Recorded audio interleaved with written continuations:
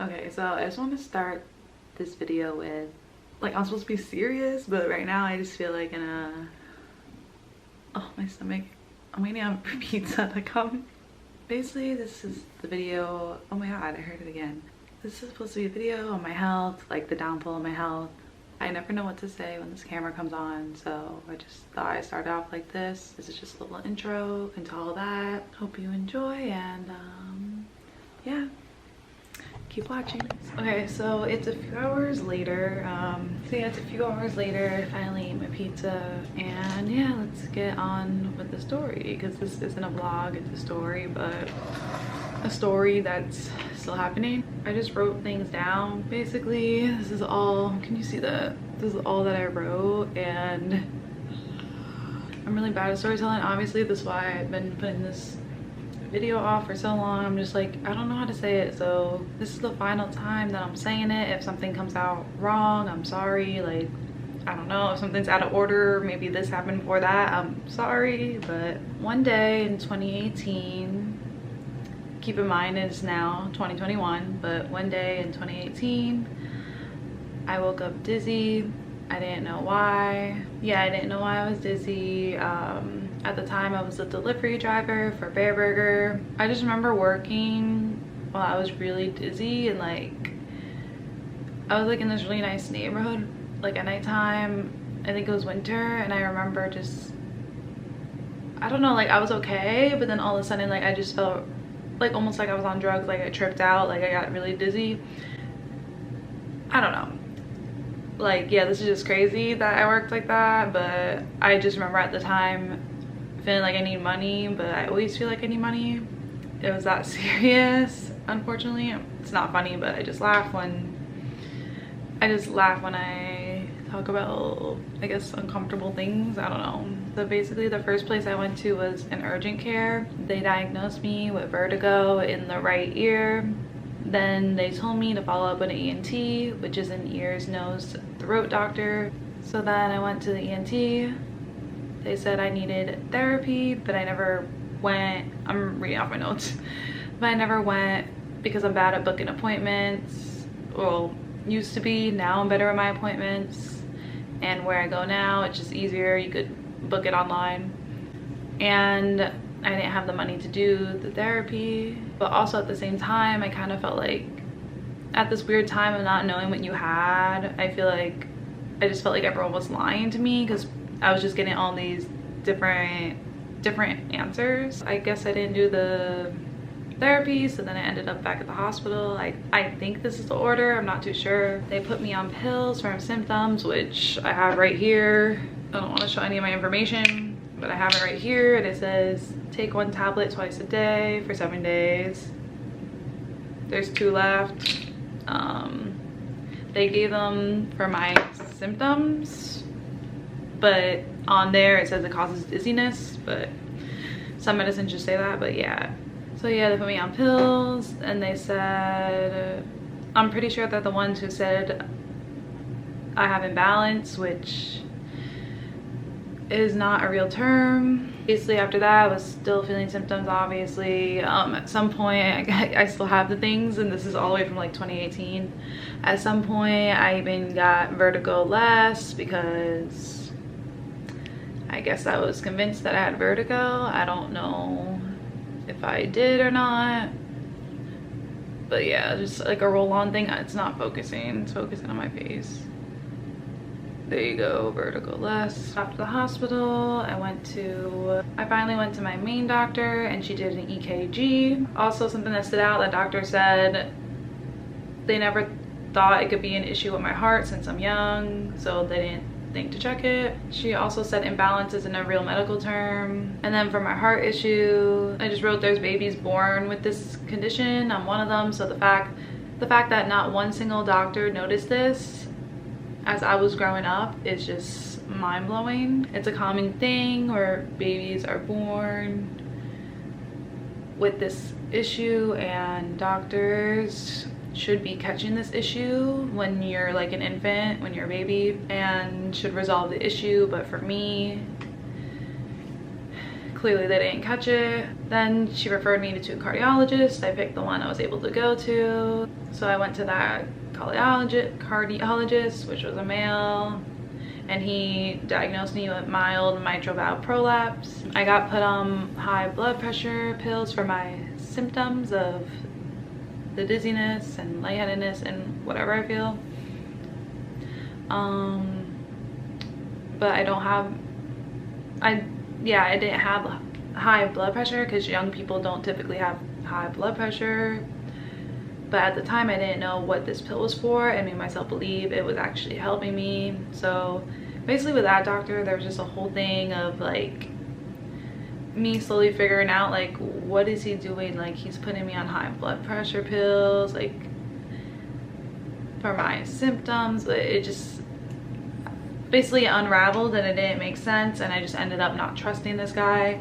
So but yeah, I actually made myself believe it was helping me, which is crazy. Also, he sent me to a girl neurologist and I got an MRI. Nothing was wrong with the MRI. They just scanned the brain in this big creepy machine that traumatized me for the rest of my life. I get very claustrophobic in those machines. It's not a good time. And now you have to wear a mask and go in them. Hell no. Eventually I switched to all my doctors. Before I switched doctors, I remember a previous doctor leaving me a message that she was concerned about my thyroid. I didn't take it seriously and shrugged it off. Because think about it, I'm a young person, like, you know, when you're hearing all this stuff, you're like, whatever, like, you know. So at first I didn't really believe it. I switched doctors, went to the new primary doctor, and she noticed the same thing, and I got put on thyroid medication. I have it over there. The first I was on a lower dosage at first. I was on 50 milligrams. Now I'm on 75 milligrams, but whatever. But yeah, so she put me on thyroid medication because my thyroid doesn't produce what it needs to. It's an underactive thyroid, which is called hypothyroidism. Once I started that, I want to say that I definitely felt better. Like, it's crazy how much that matters. I don't know the right terms, but if you look it up, the thyroid gland, which is like in your neck, I'm pretty sure, it helps with like a lot of things that you wouldn't even think it helps with. So definitely look it up. I remember it made me feel better, like just a sense of like, I can't even explain it. My head felt more clear in a sense, so that was good. At some point I went to a new cardiologist, and I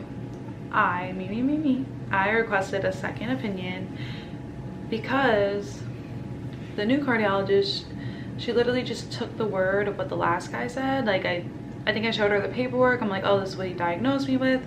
She just took his word for it. She did not plan to check me a second time, which was kind of disappointing, as she should have. Like, she's a great doctor, but like, how do you just take a whole nother guy's word for it? Like, you should double check. Everyone should double check, especially with a new patient. I requested an opinion because she just took the word of what the last guy said, but I didn't trust him. So I got an echocardiogram, which is almost like an ultrasound, that wet thing. And that's when they saw it. That's when they saw it. So listen closely, everyone. There was a hole in my heart. ASD, atrial septal defect is the medical term if you want to look it up. It's a birth defect. You're born with it, like I said before, I think.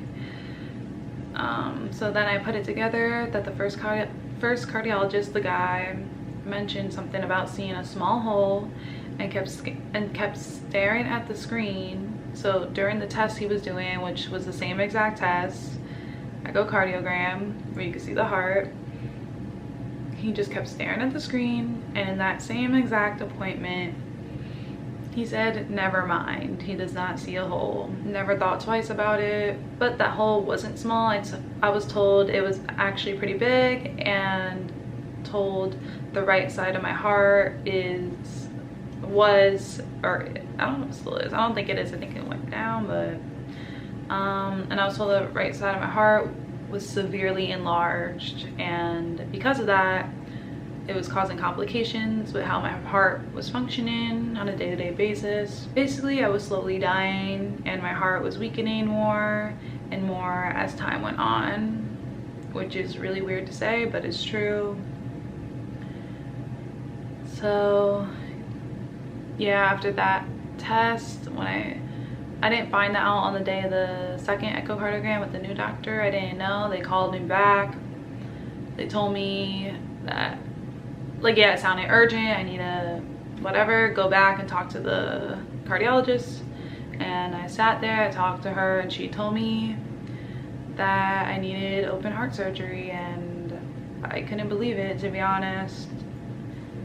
So yeah, I couldn't believe what I was hearing, and I was only a 25-year-old girl, and I'm hearing horrible news like this. So that's all my notes. Now I'm going to carry on for my brain. She told me I need open heart surgery. Obviously I was in shock. Clearly now I don't feel anything because, well, as I'm telling you, I did end up getting the open heart surgery, and I'm alive. I'm alive, bitches. I didn't die. I didn't die. I'm really bad at storytelling, but basically it is October 4th, 2021, and I just had this open heart surgery May 27th, 2021. Yep, so there it is. It will focus on the phone.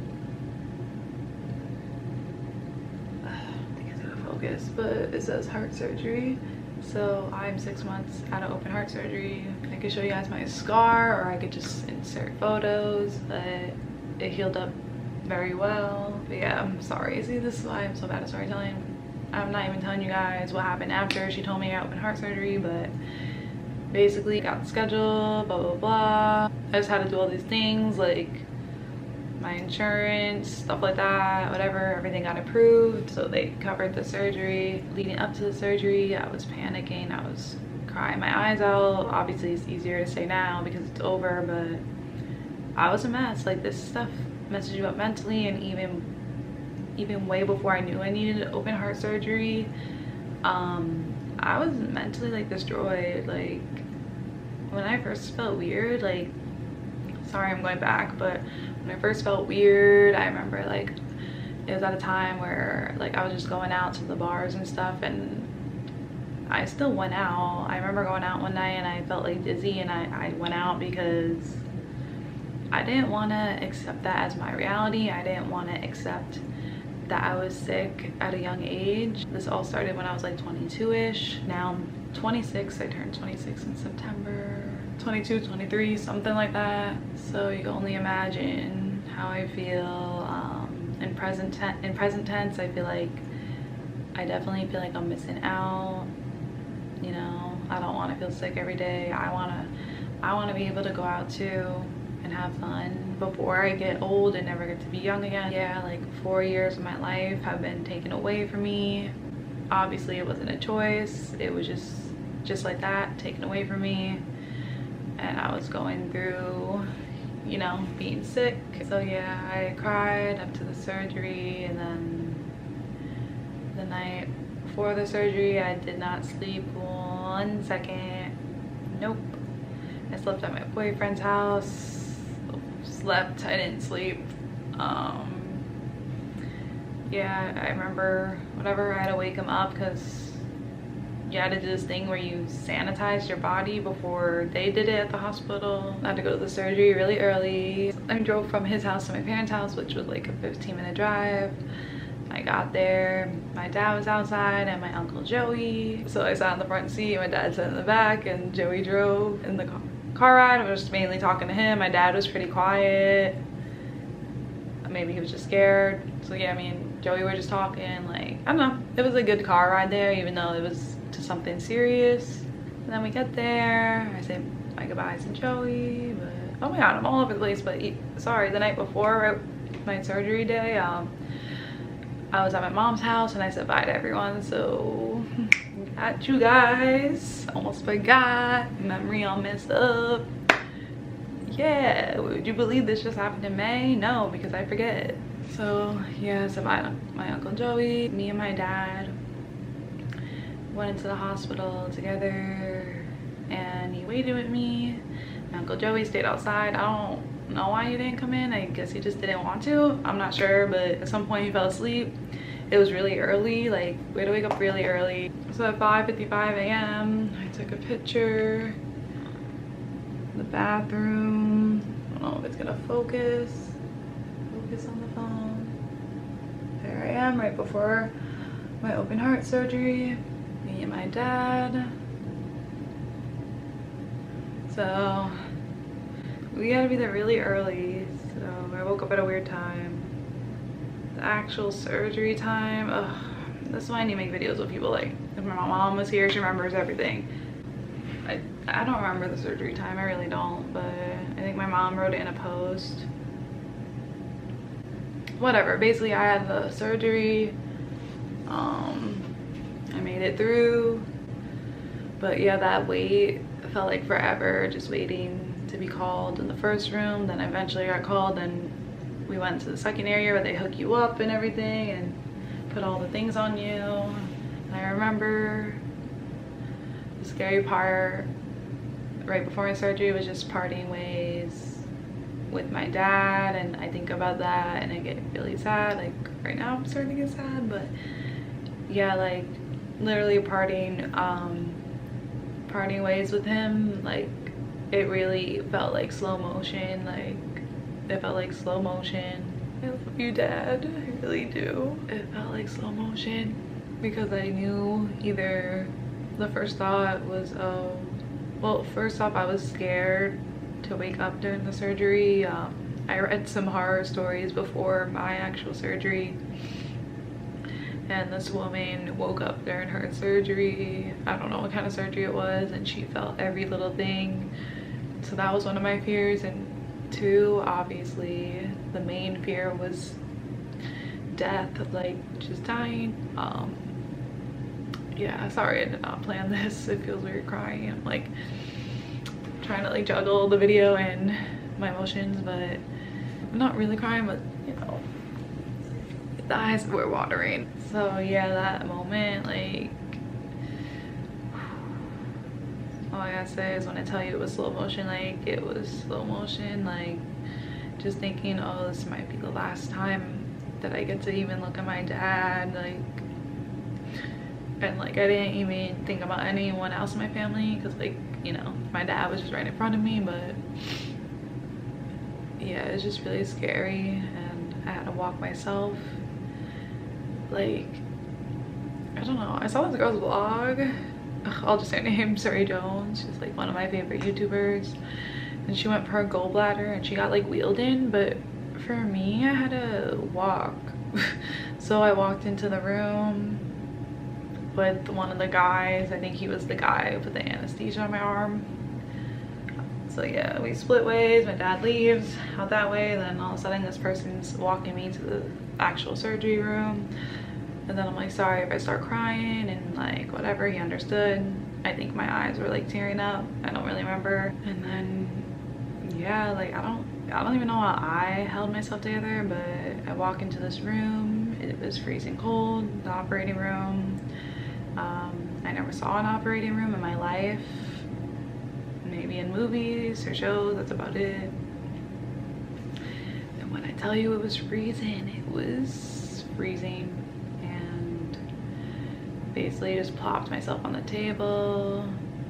So I was sitting sideways with my legs hanging on this little ass operating table. The table's really small, by the way. Why is the table so small? Can any doctors answer that? Why is the operating table so small? It was like I was just like on a little thing. So I'm sitting sideways, not aligned with it yet, and I had like 2 gowns on. They told me to take one of the gowns off. The one that was like the back, the opening was towards the back, so that had to come off. And then I guess the gown I had on, my boobs were out, like whatever, the one that I had to keep on. I don't know if they end up taking it off of you. I don't know what happens. any doctors out there, let me know. Does my gown stay on? Probably. Wouldn't it just, whatever, basically. Yeah. And then I think I took it down or something. I don't know, whatever. Basically, I just remember them putting this really cold jelly things on my back, and I was like, I don't know if I screamed, but I definitely like reacted. I was like, oh my god, like that's so cool. It was really quick. Then I laid down. The guy to the right, I remember what guy was on which side. The guy to the right of me had glasses on. He looked down at me. He's like, I don't know if he said this first before I had the anesthesia, but whatever. Like, he said, if he ever sees this video, remembers me as a patient, but he said, we're gonna take like good care of you, like don't worry. And then the guy to the left was just telling me he's putting the anesthesia into my arm. I was expecting it to be a mask, but thank god it was an arm thing, because I feel like the mask thing would have been uncomfortable. I don't know. So he said, and the guy to the left's just like, this is gonna make you sleepy like really fast, I guess, like soon. I was like, okay. And I don't remember anything. I don't remember like being like, what, like, you know what I'm saying, like on the verge of like passing out. Like, all I know is he told me this is gonna work, and it worked. I wake up and like, it's crazy. Like, you're out and you don't feel anything, you know, nothing. You're just out. I don't remember going out. Like, you know, I don't remember being unconscious. I guess you're unconscious. I don't know. Basically, it's like you're in a coma. That's what I looked up. It's like you're in a coma, so you're not aware of anything. And before I know it, I wake up, which probably felt like a second to me. I don't know. It didn't feel like a long time. When you wake up, you don't even know what's going on. Like, you don't think like, oh my god, did they operate on me? Like, all I knew is that I had a freaking tube down my throat and I was choking. And I woke up in the ICU. Like, I wasn't in the operating room still, so I woke up in the ICU where they take care of you and stuff. So yeah, and I just kept gagging and gagging, and they're like, what's wrong, what's wrong? And like, I was panicking, and I just kept pointing, like, because that was one of my fears as well, is a tube being down my throat when I woke up, because I knew it was gonna happen, and it did. So I don't know what the hell happened after that. I don't know if they put me back to sleep temporarily, because I don't remember them pulling out that tube. But when I woke up again, or if I got put back to sleep, I don't remember. I probably did, because yeah, right, like if someone's panicking, I think they have to put you out. I'm not sure, but yeah, like all I remember is like it wasn't in my throat again. Like, just remember that one time panicking, them going, what's wrong? I don't remember them pulling out, so maybe they put me to sleep temporarily. I don't know, whatever. Woke up again, wasn't in my throat. My sister came up first into the room. So yeah, she visited me. I think she said I was being funny, or I was being mean. I guess I was like annoyed. I don't know. Who wants to talk after an operation? I was all drugged up. I don't even remember our conversation, so if you see this, you know, sorry if we had a meaningful conversation. I don't remember. And then my mom came up, and I remember my mom came up because I remember,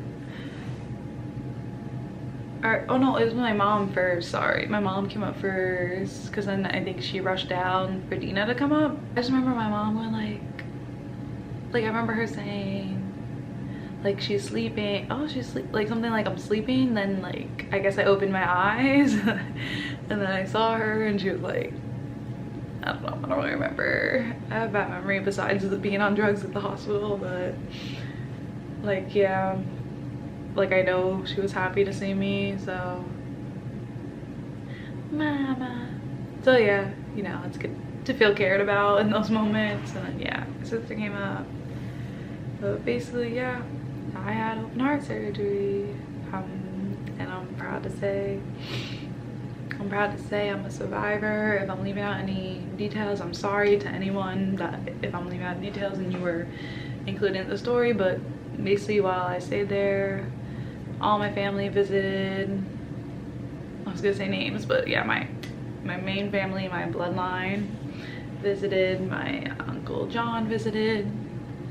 So yeah, I was in New York City for that. So they came down, they visited me, which was nice. That's not really, not that it's not easy, but it's kind of like annoying to go to New York City just to see someone in the hospital. But I guess seeing me mattered more than the drive there. But yeah, then there was one nurse that me and my sister liked, I think Jenna. She was funny. I forget her name. And then she was so funny. Oh yeah, my roommate was an older woman. She also had to get some sort of heart surgery, but she's already had them. I don't know, something like that. But yeah, now we'll never know if she made it or not. So that's kind of sad. Like we should have like exchanged numbers, because I kind of wanted to know like not like, oh my god, like not like it's a TV show, but I wanted, you know, I wanted to know like, did she make it through? Because her daughter, which was like older than me, because she was an older woman, like her daughter seemed scared. So if you guys ever see this and remember me, feel free to reach out. I don't know, we should have like got their number or something. It's sad, but and yeah. And I remember, I don't know, basically I wanted Starbucks, so my nurse, because my sister couldn't come back up because it was too late, so one of my nurses, the one we like, that was funny, she brought it up. So shout out. Shout out to her. I was so do I say sick or on drugs? I don't know. After operation is weird because I actually didn't like the taste of Starbucks, and I think I got a vanilla bean with caramel or hazelnut, something, I don't know what I did, and I got a dream bar, and I don't know, it just didn't like taste as good as it should have. So, and I remember that too with the hospital food, I'm like, this food tastes so bad. But then towards the end of the hospital visit, I don't know how long it was there, like a week or something, 6 days I think, and towards the end I guess I finally got my taste back and stuff. So, but I didn't know that was the issue. I'm like what's wrong with all this food? So yeah, I had the heart surgery in May, then May, June, July, August 2021 I ended up back in the hospital. Not the same hospital, but I ended up back in the hospital. I had fluid around my heart and fluid in my lungs. I'm still on stuff for it, but yeah, they helped me so much. So that was crazy because I recovered for the 2 months. I was doing great, and then all of a sudden, I just remember I was with my boyfriend the night I went to the hospital, and whatever, like I was like, yeah, I have to go, you know, do my walk. I haven't been walking because you're supposed to walk after surgery, and we went on a walk, and that was the hardest walk ever. I'm pretty sure I was crying on it. Let me know, boyfriend, if you see this.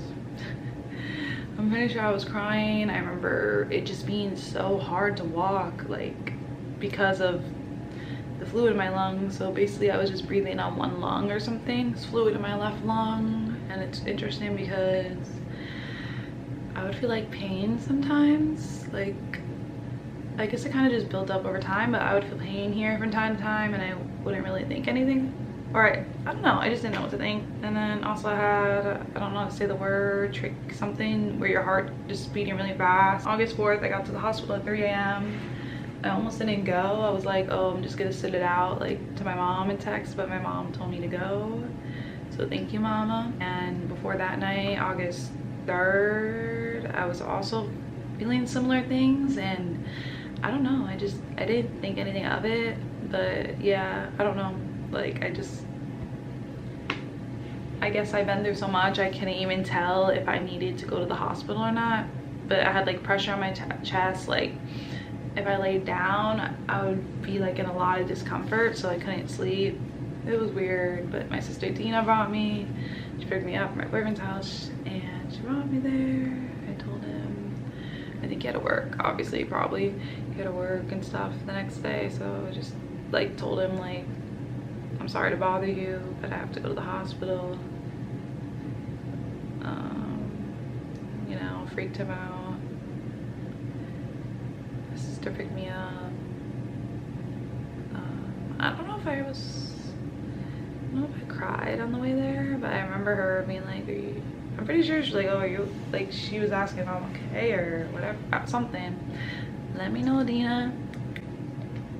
So yeah, they took care of me, everything's cleared up. I'm still on medications for certain things. I'm doing great now, I can walk. The final issue is just back to what the story started with, and that's my symptoms. After all that, after a huge open heart surgery, being cut open, ugh, whatever, I'm still going through symptoms, and I could definitely say that it got better for sure. I'm not 100%, but I think maybe I would say I'm 80%, you know, so I'm like mostly okay, but I'm just missing that last bit of me, you know, of feeling like normal. So what I'm dealing with today, okay, so I'm dealing with, I don't really get dizzy, but I had a dizzy spill recently in public, and I had caffeine earlier that day, and I feel like the caffeine triggered it and made me spin out in public, and I was at the restaurant for a good hour because of it. I don't know what day it happened, but sometime in July that just happened. Wait, what month are we in? Oops, wrong month, sorry. Sometime in September that happened, where I got dizzy in a restaurant when I was working. Thank God that doesn't happen all the time. So yeah, now I'm not drinking caffeine or anything, but it's funny because it's sweet tea. I'm pretty sure there's caffeine in it, and I feel okay right now. So I don't really know what it is, but so I guess the main symptom I deal with is like emotion, like a feeling of just a movement, but I'm standing still. I'm still feeling symptoms.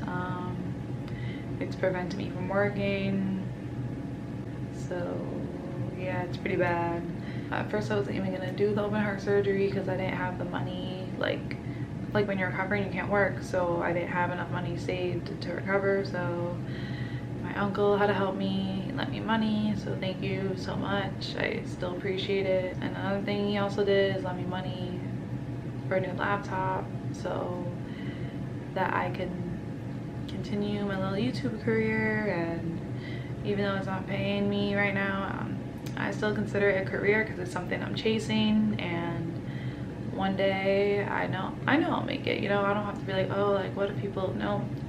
I got that confidence. I know I'm gonna make it. For this I might not be relatable, but who knows, maybe I am relatable. Maybe there's someone out there as young as me or even older who's been through a similar thing. So yeah, you know, I just want to inspire people, even though I'm like kind of a mess myself. But I think that was the whole story. I don't know, I cannot watch everything back right now. I think that's the whole story, guys. If I left anything out, I'm so sorry, but I'm pretty sure that's the whole story. To be continued, honestly, to be continued. Emotionally, this is the craziest 4 years I've ever been through, and it's still continuing. Am I hopeful? I am, but at the same time I'm helpless and I'm scared. I mean, if I could get through the open heart surgery, I could get through anything. I was even thinking of getting a tattoo, but I don't really F with tattoos, so probably not. But I kind of like wanted one that I survived open heart surgery, but it's fine. I'll always remember. There will be a scar there to remind me. That's about it. All right, I'll link everything down below. Thank you so much for watching. Subscribe, share this video if it inspires you, and I hope you're all healthy.